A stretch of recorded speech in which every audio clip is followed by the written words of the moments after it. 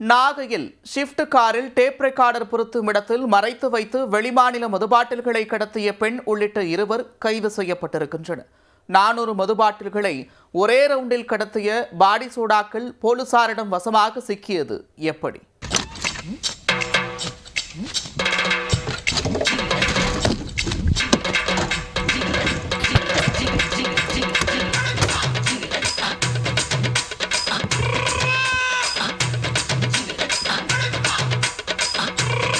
Shift காரின் tape record பொருத்தும் இடத்தில் சரக்கு பாட்டில்களை பதுக்கி கடத்திய பெண் தொக்காக கூட்டாளியருடன் சிக்கியது எப்படி? பிடிபட்ட பெண் போலீசில் கொடுத்த பகீர் வாக்குமூலம் என்ன? புதுச்சேரி மாநிலம் காரைக்காலில் இருந்து மது பாட்டில்கள் மற்றும் சாராய பாக்கெட்டுகளை கடத்தி நாகையில் அதிக லாபத்திற்கு விற்கின்றனர். மதுபான கடத்தலில் ஈடுபடும் கும்பலை பிடிக்க போலீசார் தேர்தல் நேரத்திலும் தீவிரமாக பணியாற்றி வருகின்றனர். இருந்தும் கடத்தல் கும்பலைச் சேர்ந்தவர்கள் பல்வேறு நூதன யுக்திகளை ஃபாலோ செய்து மெகா கடத்தலில் ஈடுபட்டு வருகின்றனர்.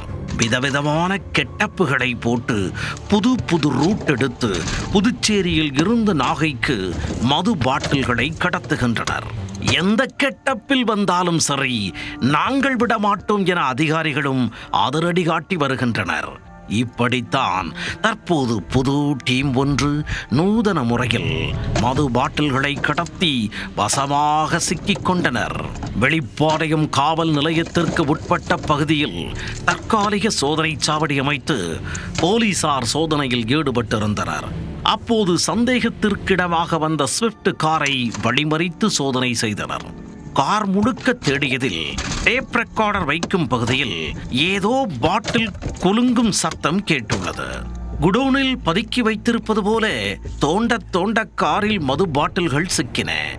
இந்த கடத்தலில் ஈடுபட்ட நாகை பச்சை பிள்ளையார் கோவில் தெருவைச் சேர்ந்த ரேவதி மற்றும் சர்புதீன் ஆகிய 2 போலீசார் கைது செய்தனர்.